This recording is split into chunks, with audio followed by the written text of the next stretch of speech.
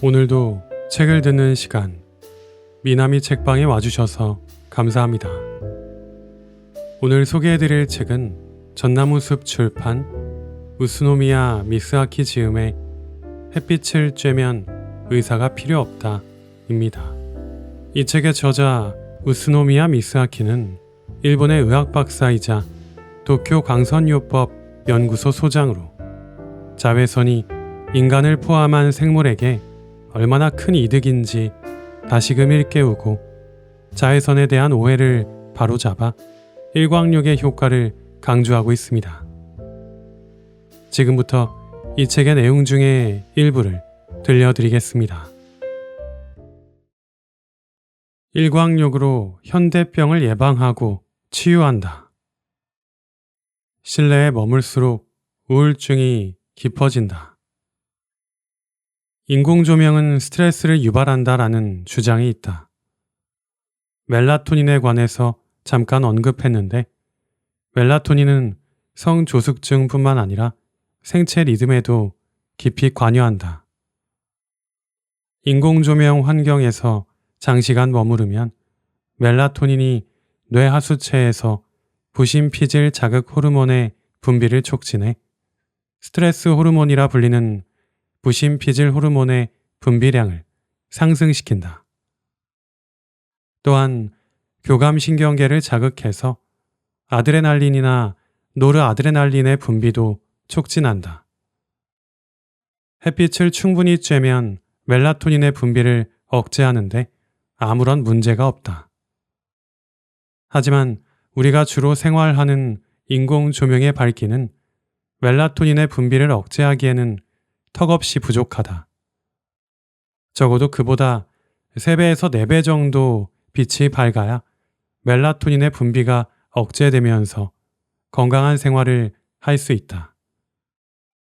이렇듯 방에 틀어박혀 있으면 자기도 모르는 사이에 스트레스가 쌓인다. 그리고 아드레날린 등이 분비되면서 감정이 불안정해진다. 이는 사회 문제화되고 있는 자살이나 우울증으로도 연결된다. 실제로 일조 시간이 적은 지역일수록 자살률이 높다는 통계도 있으니 현재 햇빛 쬐는 시간이 줄어든 상태라면 자신의 정신 건강을 점검해 볼 것을 권한다. 우울증은 햇빛과 깊은 연관이 있다. 우울증의 일례 변동이라는 현상이 있는데 오전 중에는 우울감이 심하지만 오후가 될수록 증상이 가벼워진다는 사실이 확인되었다.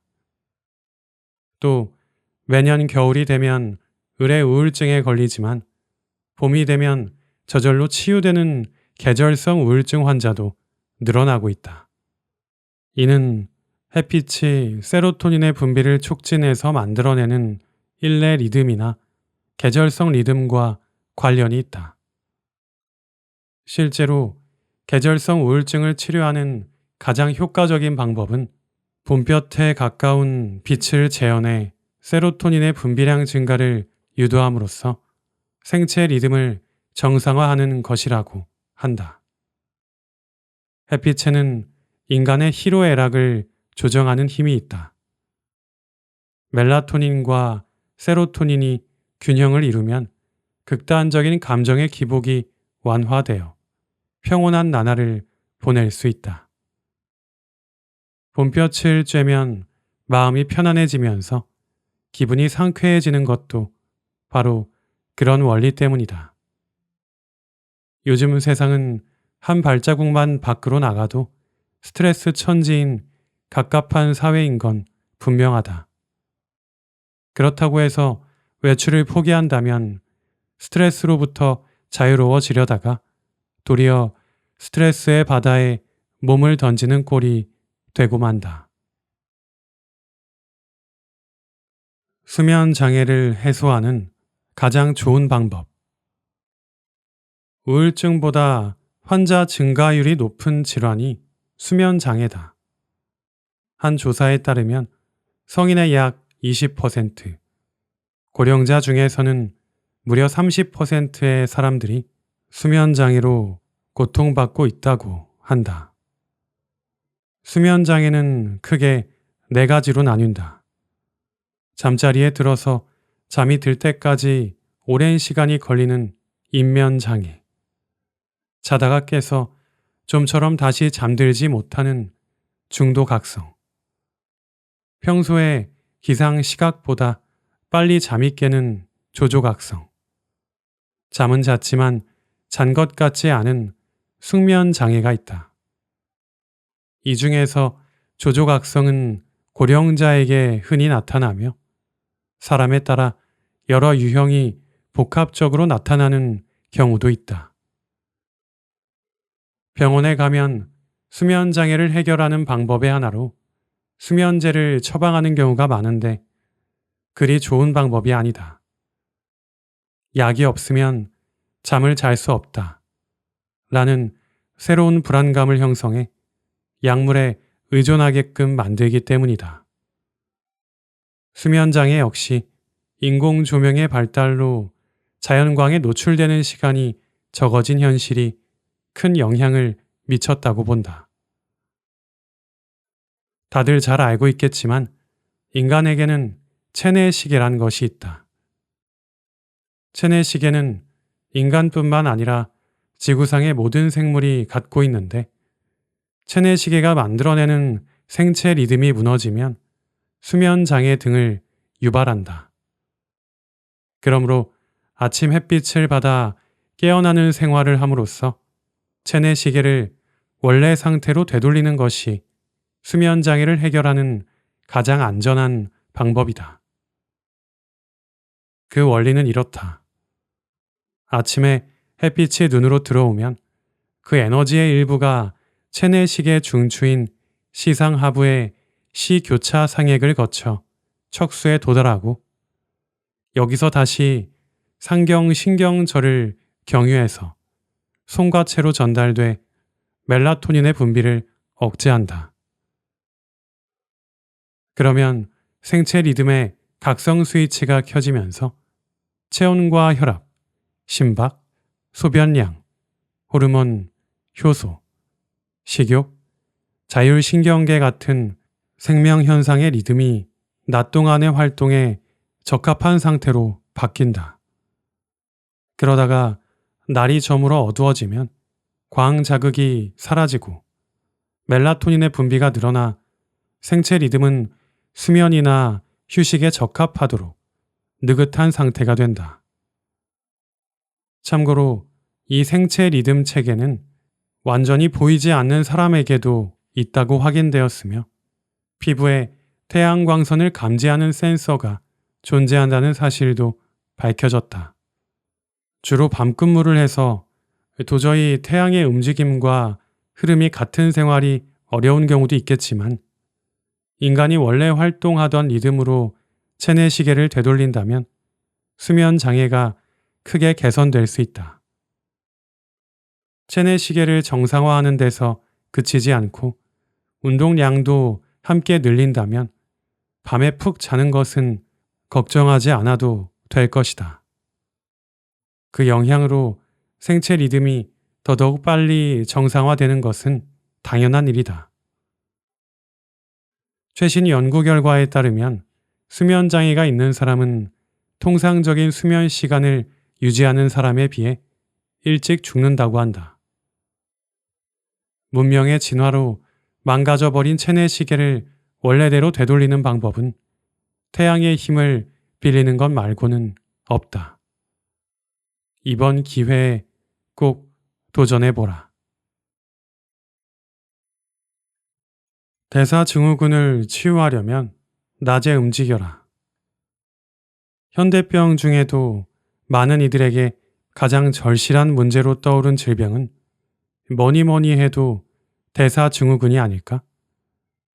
대사증후군은 비만, 고지혈증, 당뇨병과 같은 생활습관병을 가리키는 총칭인데 이 질병들은 심근경색이나 뇌경색에 걸릴 위험을 높이기 때문에 항상 신경을 써야 한다. 일본에서는 최근 건강진단에서 대사증후군 진단을 내리게끔 제도가 바뀌면서 많은 사람들이 대사증후군 환자 혹은 대사증후군 예비군 진단을 받은 것으로 알고 있다. 대사증후군 진단을 받은 사람들은 의사한테 생활 개선 지도를 받는다.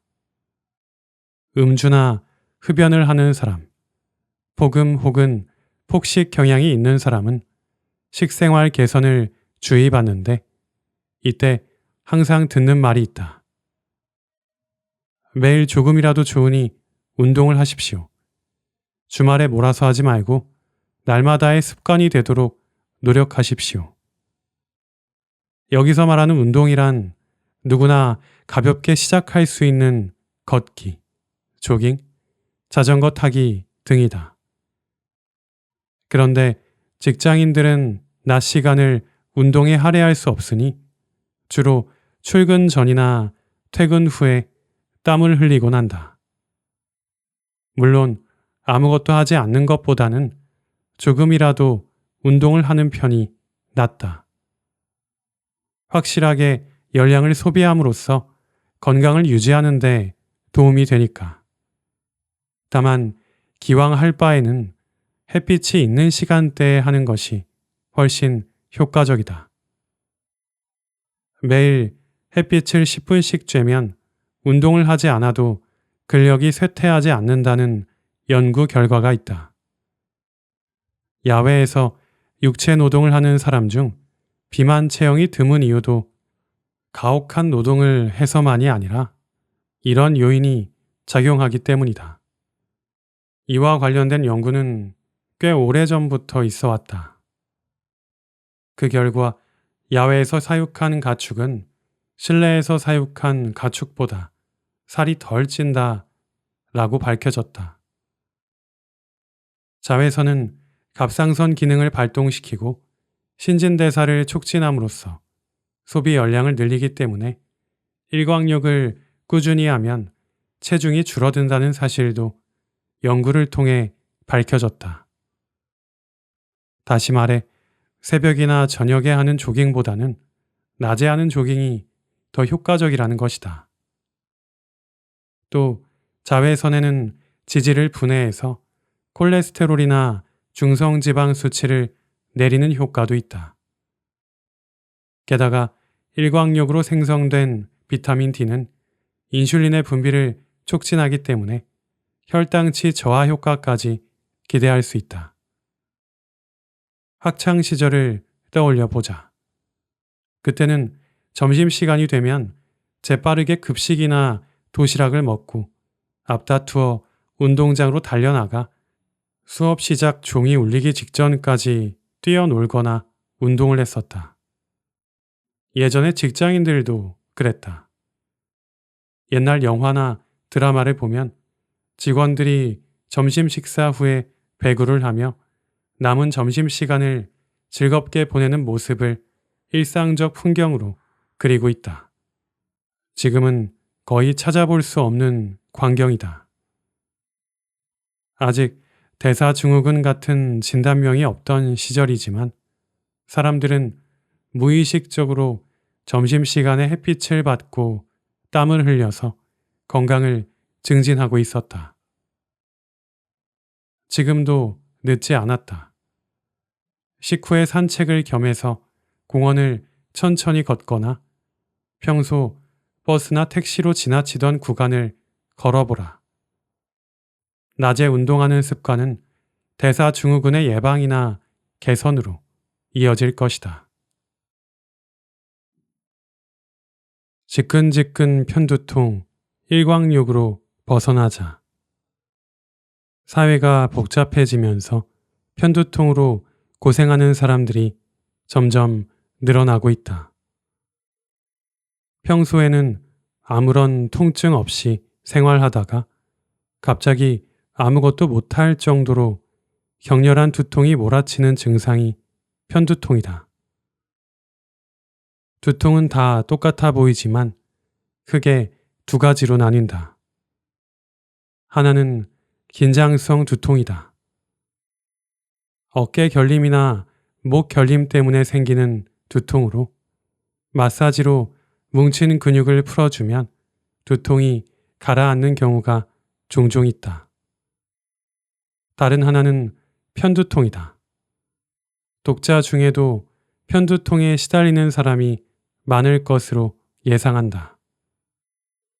편두통의 원인에 대해서는 여러 가지 설이 있는데 그 중에서 가장 널리 인정받은 주장은 두피를 지나가는 혈관이 수축과 확장을 반복함으로써 심장이 뛰듯 욱신거리는 박동성 두통이 생긴다는 혈관설이다. 혈관설에 의하면 편두통은 4단계로 진행된다. 1단계에서는 혈소판에서 혈관 수축 작용이 있는 세로토닌이 방출되면서 후두엽 시각 중추의 혈관이 수축한다.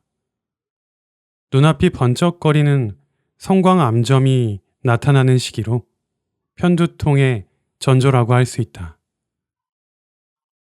2단계 혈관 확장기에 접어들면 세로토닌은 대사가 되어 고갈되지만 세로토닌이 만들어낸 발통성 혈관 확장 물질 때문에 맥박이 뛰는 듯한 맥동성 두통이 나타난다. 여기서 증상이 더 악화되는 3단계에서는 두 개의 동맥벽에 염증성 부종이 보이기 때문에 혈관 부종기라고 불리는데 이때부터 지속성 두통으로 이행한다. 2단계에서 3단계로 접어들면서 구토를 하거나 빛 혹은 소리에 과민해지기도 하는데 심하면 텔레비전의 조그만 소리도 시끄럽다고 느낀다. 이 정도까지 진행되면 일상생활에 영향을 주기 시작한다. 4단계는 통증의 척수 반사로 정수리부터 후두부의 근육이 반사성 근수축을 일으키는 탓에 근수축성 두통까지 겹치는 혼합성 두통 상태가 된다. 이들이 연속적으로 일어나는 상태를 군발성 두통이라고 한다. 현실에서는 1단계의 전조 증상 없이 갑자기 2단계의 통증으로 건너뛰는 경우가 잦아서 느닷없이 두통이 덮쳐온다고 느끼는 사람이 많다. 증상이 심할 때는 맥박이 뛰는 듯한 통증이 지끈지끈 격렬하게 이어지지만 단기간에 낫는 경우가 많아서 대부분의 사람들이 잠시 누워있거나 진통제를 먹는 것으로 증상을 다스린다. 하지만 이것은 근본적인 해결책이 아니기 때문에 격렬한 통증을 반복적으로 겪게 된다. 이 골치 아픈 두통을 어떻게 하면 좋을까? 간단히 설명하면 뇌혈관의 혈류를 좋게 하면 증상은 개선된다. 혈류를 좋게 하는 데에는 일광욕이 최고다. 머리가 아픈데 일광욕을 할 정신이 어디 있느냐고 되묻는 사람이 많을지 모르나 그게 사실이다. 일광욕은 경우에 따라 편두통뿐만 아니라 긴장성 두통도 가라앉히는 효과가 있다. 혈행이 좋아지면 근육이 이완돼서 결림이 풀리고 젖산 같은 피로 물질이 배출되어 두통이 잦아들거나 해소되는 것이다. 또 자외선에는 송가체에서 생성되는 세로토닌을 늘리는 작용도 있기 때문에 혈류가 좋아지는 것 이상의 효과를 기대할 수 있다. 편두통을 일으키는 또 하나의 요인은 스트레스다. 이미 설명했듯이 햇빛 대신 인공 조명에 의지해 생활을 하면 스트레스가 증가한다. 편두통도 현대병의 일종인 것이다. 그러니 일광욕을 해서 스트레스 발생 요인 중 하나라도 없애는 것이 편두통을 예방하는 데도 좋다. 편두통을 떨쳐내고 싶다면 통증이 심해진 다음에 일광욕을 할 것이 아니라 두통에 시달리지 않는 생활을 목표로 평소에 일광욕하는 습관을 들여야 한다. 한여름의 일광욕이 겨울철 인플루엔자를 막는다. 봄에는 꽃가루 알레르기, 여름에는 열중증처럼 갈수록 외출이 싫어질 일들만 계속되고 있다. 그렇다고 해서 밖에 나가는 것을 자꾸만 피하면 인체는 겨울에 있는 무서운 인플루엔자의 침략에 아무런 대책도 세우지 못하게 된다. 감기 중에서 인플루엔자는 감염력이 매우 강하고 때로는 심각한 합병증을 동반한다. 게다가 기온과 습도가 낮은 겨울 환경에서도 활발하게 활동하고 그 종류 또한 무수히 많아 피한다고 해서 피해지는 것도 아니다. 분명히 말하지만 인플루엔자가 유행할 때 인플루엔자에 걸리지 않기란 지극히 어려운 일이다. 예방주사를 맞아도 유형이 다른 인플루엔자가 나타나면 아무 소용이 없다. 인플루엔자에 대응하는 가장 좋은 방법은 평소에 몸의 면역을 강화해 두는 것이다. 그러면 인플루엔자에 걸려도 발병하지 않을 가능성이 커진다. 만에 하나 발병한다 하더라도 가볍게 지나가게 된다. 그렇다면 평소에 건강을 신경 쓰려면 무엇을 어떻게 해야 할까? 사실 특별한 일을 할 필요는 없다. 사계절을 온전히 만끽하다 보면 우리 몸은 알아서 인플루엔자 대책을 세워놓는다. 여름이 되면 많은 사람들이 바다를 찾아 해수욕을 즐긴다. 이런 레저 자체가 겨울철 인플루엔자 대책이다. 직장인들은 장기간의 여름 휴가를 내기가 쉽지 않다 보니 해수욕을 하러 갈 기회가 많지 않지만 여름 한철에도 몇 번씩이나 바다를 찾는 학생이나 또 아이들은 여름에 강한 햇빛을 전신에 듬뿍 받아서 면역력을 강화시킨다. 그와 동시에 체내의 비타민 D를 대량으로 축적한다. 볕이 약해지는 겨울철엔 아무래도 비타민 D가 부족하기 쉽다. 이때 중요한 것이 여름에 얼마나 햇빛을 받아서 비타민 D를 축적해 두었는가 이다. 지용성인 비타민 D를 여름에 많이 만들어두면 수개월 동안 지방 조직에 비축했다가 한겨울에 인플루엔자 방어책이 되어준다. 겨울에 인플루엔자에 감염돼도 발병하지 않거나 발병해도 가벼운 증상만 보이고 마느냐는 모두 여름을 어떻게 보내는가에 달려있는 것이다. 비타민 D가 발견되기 전부터도 여름에 해수욕을 하면 겨울에 감기 걸리지 않는다 라는 말은 널리 알려졌었다. 그것을 증명할 만큼 과학과 의학이 발달한 시대는 아니었지만 이는 우리 조상들이 경험을 통해 터득한 귀중한 삶의 지혜인 것이다. 체온을 1도 올리면 면역력이 상승한다는 건강법이 화제인데 평소처럼 생활에서는 체온을 올리기가 어렵다.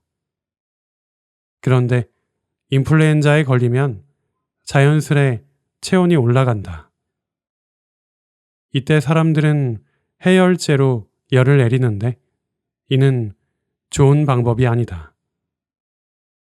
체온이 39도를 넘으면 균이나 바이러스에게는 지극히 살기 어려운 환경이 되기 때문에 원칙대로라면 어지간한 고열이 아닌 한 해열제를 먹어서 억지로 체온을 내릴 필요가 없다. 왜냐하면 급속히 체온이 떨어지면 기껏 약해진 바이러스에게 알아서 활동하기 좋은 환경을 제공하는 격이 되기 때문이다. 다만 현재의 의료 시스템이 환자 개개인의 상태에 맞게 유연하게 대응하기보다는 인플루엔자라고 밝혀지면 A라는 약을 주고 열이 몇 도 이상이면 해열제를 처방한다. 는 식으로 예상되는 증상에 맞춰 사전에 약의 조합을 만들어 두었다가 기계적으로 처방하는 것이 안타깝다. 의사로서 병원 진료 시스템에 대해 변명을 하자면 인플루엔자가 유행할 때는 연이어 몰려드는 환자로 병원도 엄청나게 혼잡하기 때문에 이런 식으로 하지 않으면 환자들의 절반도 진료하지 못한다. 한편 환자들도 웬만한 경우가 아니면 약이나 주사로 증상을 없앨 수 있다고 현대의학을 철석같이 믿고 있다. 감기 등을 약으로 치료하는 행위는 미봉책에 지나지 않는데도 말이다. 매년 그런 식으로 반복하다가는 특효약이나 백신이 없는 신종 플루나 미지의 주류 인플루엔자 등이 나타나 맹위를 떨치기라도 하면 속수무책 불안에 떠는 수밖에 없다. 그러니 몸이 조금 안 좋다고 해서 금세 약을 찾기보다는 일단 몸부터 튼튼하게 만들어야 한다 하고 치료에 대한 생각을 바꾸는 것이 중요하다. 더불어 일상적으로 햇빛을 쬐는 습관을 들여서 면역력을 높여두자. 그러면 그 자체가 최고의 예방책이 된다. 한여름의 해수욕이 한겨울 인플루엔자를 대비하고 가을의 스포츠로 땀을 흘려서 봄철의 꽃가루 알레르기 대책으로 삼는다. 자연의 섭리는 사계절의 특색을 현명하게 이용하면 1년을 건강하게 보낼 수 있게끔 되어 있다. 햇빛은 인간이 본디 지닌 능력을 끌어내기 위한 열쇠이다. 집에만 틀어박히는 생활을 지속한 탓에 점점 퇴화됐거나 게을러지고 둔해진 능력을 회복시키려면 일광욕을 해서 몸을 깨우는 수밖에 없다. 일광욕으로 심신이 강해진다. 일광욕으로 자연 치유력이 높아진다. 과학이 발달하면서 생소해진 말 중에 자연 치유력이 있다. 그 이유는 아마도 현대의학으로 자연 치유력을 규명할 수 없기 때문이 아닐까 한다. 하지만 실제로 모든 치유 행위는 자연 치유력에 의해서 성립된다. 보통 자연 치유력이라고 하면 창상 치유, 면역 응답, 호메오스타시스처럼 날 때부터 갖춰진 능력이란 의미로 사용된다. 하지만 자연 치유력의 본 모습은 결코 고정돼 있지 않으며 생활 습관과 스트레스 같은 다양한 요인에 의해 변동하는 것으로 밝혀졌다. 쉽게 말해 시소처럼 항상 오르락내리락 한다는 뜻이다. 그렇다면 언제 올라가고 언제 내려갈까? 이는 인체의 모든 기능이 제대로 작동하느냐 아니냐에 따라 결정된다. 예를 들어 외상을 입었다고 치자. 이때 신경계의 기능이 정상적으로 작동하면 즉각 상처가 생겼다는 신호를 관련 기관에 알려서 신속히 치유 과정을 거친다. 하지만 어느 한 기관에 문제가 있어서 제대로 연계가 이루어지지 않으면 치유는커녕 상처가 더 커질 수도 있다. 실제로 비슷한 상처가 났을 때 치유에 이르기까지의 과정은 동일하더라도 다 나을 때까지 거치는 경과가 항상 같지만은 않다. 이것이 바로 자연 치유력이 항상 변화한다는 증거다. 더 큰 현상을 예로 들면 세포가 발암 유전자 세포로 변이했음을 재빨리 진단해서 제거하는 기능이 작동된다면 암은 발병하지 않는다. 살짝 베인 상처에서 암에 이르기까지 자연 치유력은 건강을 지키고 질병의 발병을 예방해주는 인체의 능력이다. 그 유명한 히포크라테스는 이렇게 말했다. 인간은 자신의 몸속에 최고의 명의를 두고 있다.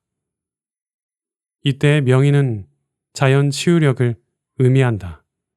히포크라테스는 내 일은 그 명의를 불러내는 것이라고 이어 말했다.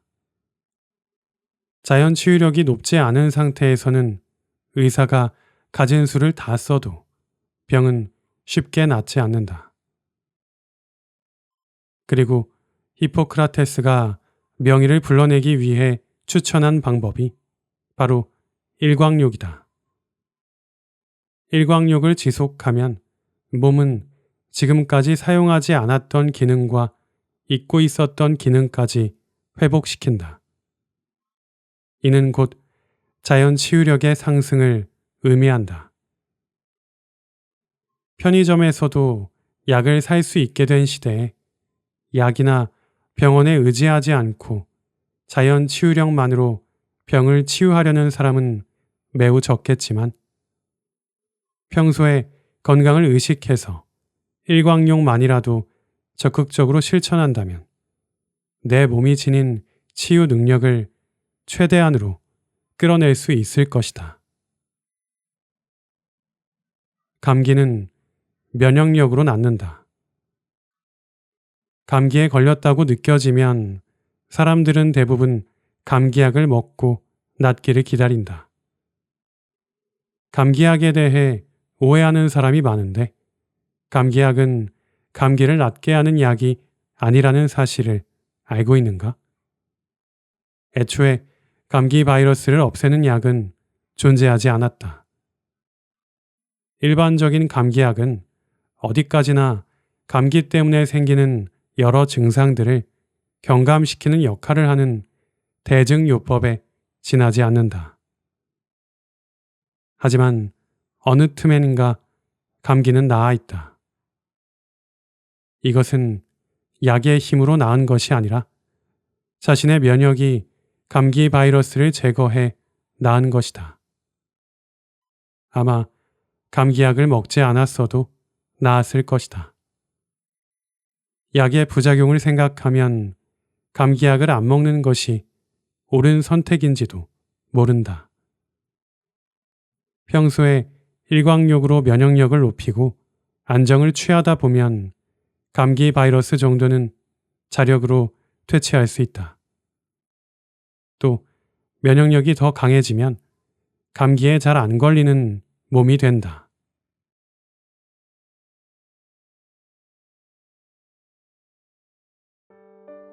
지금까지 햇빛을 쬐면 의사가 필요 없다의 일부 내용을 들어보셨습니다. 평소 노화나 피부암의 주범으로 알려진 햇빛은 우리는 피하기에만 급급하였습니다. 그런데 실제로는 햇빛은 예로부터 생명을 성장시키고 살균시켜주는 인류의 가장 오래된 건강법이었습니다. 특히 우리나라 국민은 혈액 내 비타민 D 농도가 낮다고 하는데요. 인체에 꼭 필요한 비타민 D는 햇빛을 쬐어야만 신체 내부에서 생성이 됩니다. 그리고 수면 장애로 고통을 받는 분들도 많은데 수면 장애는 현대병으로 실내에 많이 머무르거나 낮과 밤이 바뀐 생활로 인해 햇빛을 보는 시간이 줄어서 생기는 경우가 많습니다. 또한 햇빛은 면역력을 높여 각종 감염병 예방에도 도움이 되고 뇌 건강에도 도움이 된다고 합니다. 햇빛을 쬐는 것만으로도 건강해진다니 무료로 아주 쉽게 건강해질 수 있는 방법이라 실천을 하지 않을 이유가 없을 것 같습니다. 이 책에서는 햇빛의 효능과 그로 인한 건강 개선 방법을 안내하고 있으니 관심이 있으신 분들은 한번 읽어보시는 것을 추천드립니다. 오늘도 소중한 시간 미나미 책방과 함께 해주셔서 감사합니다.